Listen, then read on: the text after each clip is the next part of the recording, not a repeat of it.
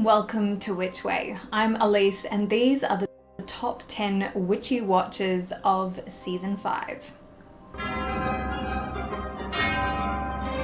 Starting the films off strong with the 2024 supernatural horror, The House of Spoils. This film follows a chef who begins the journey of opening her own restaurant. While readying the remote location for opening night, she discovers the hidden garden on the grounds and experiments with the plants therein, finding inspiration for her new menu. But after a poor, soft opening, her resolve wavers, especially after she finds out what happened to the previous chef and of the haunted history of the place. She is then stood down as head chef by the restaurateur for opening night, but she will find her rightful place and feed the soil.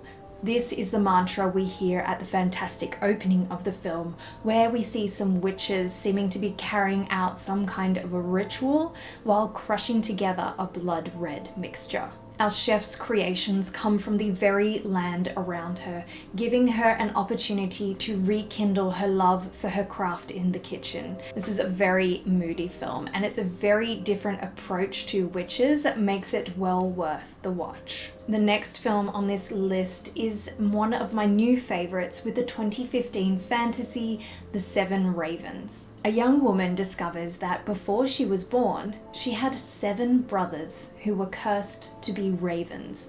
A witch advises her that there is a way to break the curse.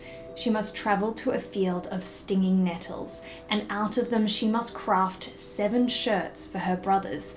Only when this is done may she save them from their feathery fate, but she must also stay silent until the task is complete.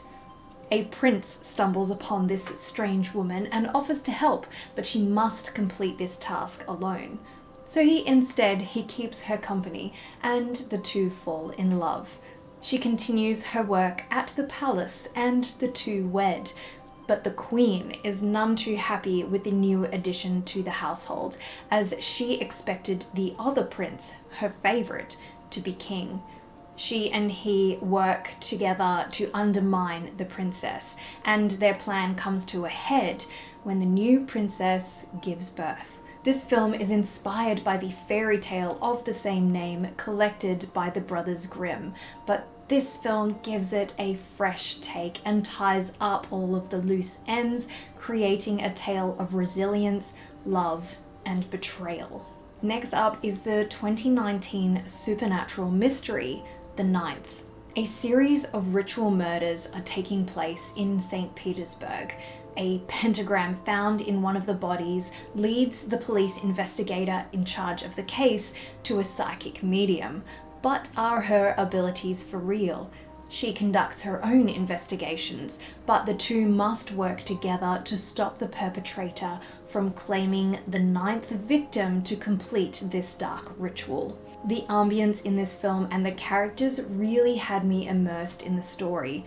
Though there is some poor CGI and the villain falls a little bit flat, don't let that stop you. The remainder of the film is full of mystery, action, and intrigue.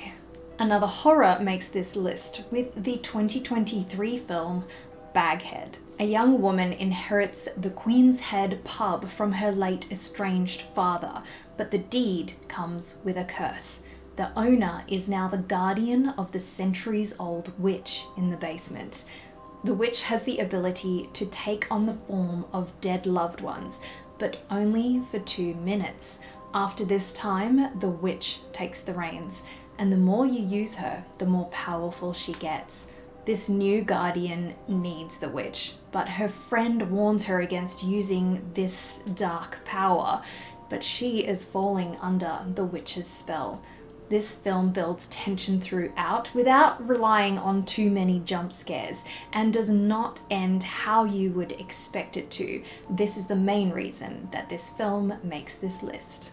This next film may be a bit expected with the 2024 fantasy adventure musical Wicked Part 1. This tells the origin story of the Wicked Witch of the West. She is born green and with a power she cannot control. She, however, is given the opportunity to learn how to harness this ability when she is enrolled at Shiz University and mentored by a sorceress.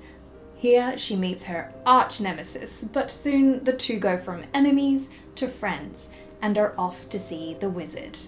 But something isn't right in the Emerald City, and soon she goes from a student with so much potential to public enemy number one. This film has many references to the 1939 Wizard of Oz and has such beautiful sets.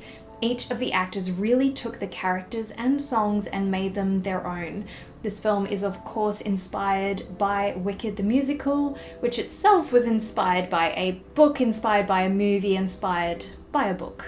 Into series now, and we start with another that takes inspiration from The Wizard of Oz, the 2017 fantasy drama Emerald City.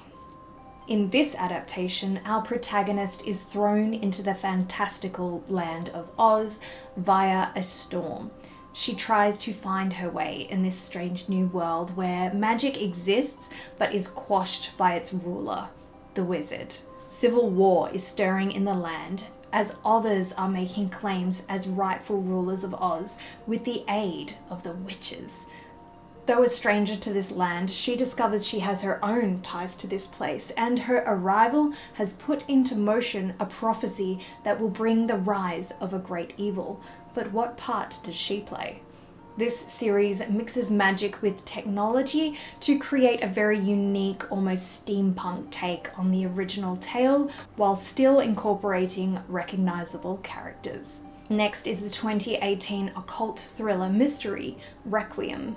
After seeing her mother kill herself, a woman finds a box of newspaper clippings on her mother's bed, detailing an old case of a missing girl, and includes photographs taken by her mother. Hoping to find a connection between the case and her mother's death, she leaves the city and travels to the small town where it all happened. Her questions stir up old memories the locals wanted to forget. Here she finds a connection she never knew about and starts to suspect that what happened all those years ago may be happening again. The depth of each character and their motives was beautifully executed by each of the actors. The tension and mystery slowly builds throughout the series, and it really leaves you wanting more. Another one that you may have expected to see on this list was the 2024 fantasy drama Agatha All Along. Our title witch has lost her power and wants to get it back, so she assembles a coven of witches, and together they summon the Witch's Road. The coven is challenged by the tricks and trials of the road, as the witches who make it to the end will be given what they desire most. But who will make it to the end, especially as there are many threats along the road, and there is a witch killer in their midst? This show was everything I wanted it to be.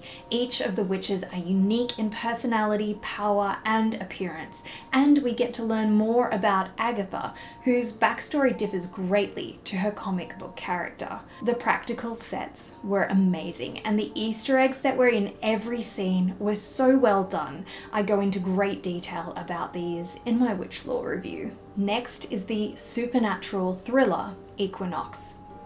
20 years after the disappearance of her sister, this radio host receives a mysterious on-air call referencing the night that a busload of graduates went missing without a trace, all those years ago.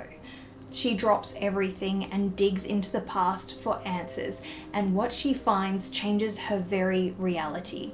This series jumps between the present investigation and the events leading up to that fateful night very smoothly, and leaves you guessing right up to the end. It's inspired by stories of the Germanic goddess of spring, and the imagery in this series is stunning, building off its source material of the podcast of the same name. The final series is actually a mini-series, the 2015 historical fantasy Jonathan Strange and Mr. Norrell. There is only one magician left in England. That is, until he takes on an apprentice. The two plan to bring magic back to England, but both have very different plans on how to do so. Their practice also draws the attention of a creature from another world who promises them power for something in exchange, but the price they must pay is too high. And will the apprentice become the master? I really enjoyed watching how the relationship between the two magicians evolved in the series, and the set design, especially in the other world, was stunning. The series takes place in the early 1800s and portrays an alternate reality of how wars might have been fought had magic like theirs really existed. I will definitely also be checking out the book of the same name that it was adapted from by Susanna Clarke.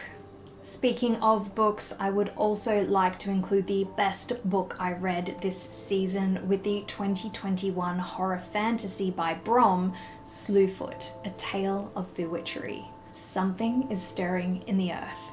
So close to paying off her debt, a woman is widowed, but she will not give up and fights to keep her farm and her independence.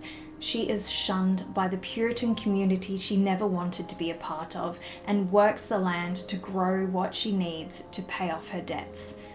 But there are those who are out to sabotage her, and she is alone, but not for long. There is a creature awakened by blood, and he yearns for more. His memory is clouded, but an unexpected alliance is formed between the two. They reconnect with the magic of the earth, but something from his past is coming for him. And what will the town think of this creature who looks to be the very incarnation of the devil they fear? This book is so refreshing. It takes the tale of the Puritan witch and gives it a new life. It leans into the idea of the pagan gods and woodland spirits being denounced as devils and witches' familiars, and how that could have come about.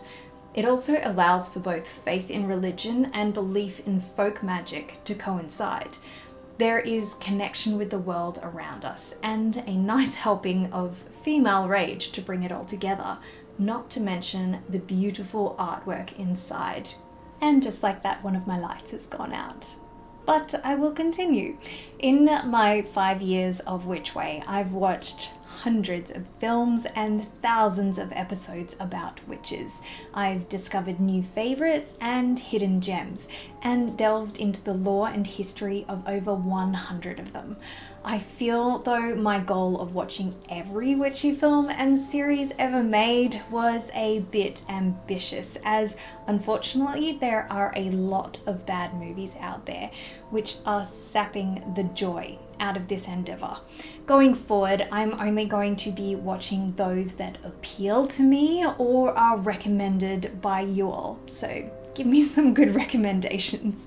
I won't be doing my Witch Watch episodes anymore, though I will still be releasing my Witch Lore reviews when I come across films, series, and books that I can really delve into, as many simply state that one is a witch and not really delving into the history of the why. I am also working on some other witchy creative endeavors, so I won't really have an upload schedule. So make sure you subscribe so you will be notified of when I do upload new content. We have much to look forward to though, with the upcoming release of Practical Magic 2, Wicked Part 2, and Wednesday Season 2 wrapping up. And I've watched a majority of the popular and not so popular films, so I will be composing videos of my top 10 witch films of each genre. So let me know your favourite if I have not yet checked it out, so it has a chance of making it on these lists. Thank you to all of you who have been following along on this Witch Watch journey with me. It's not ending, it's just changing. So here's to season 6 of Witchway.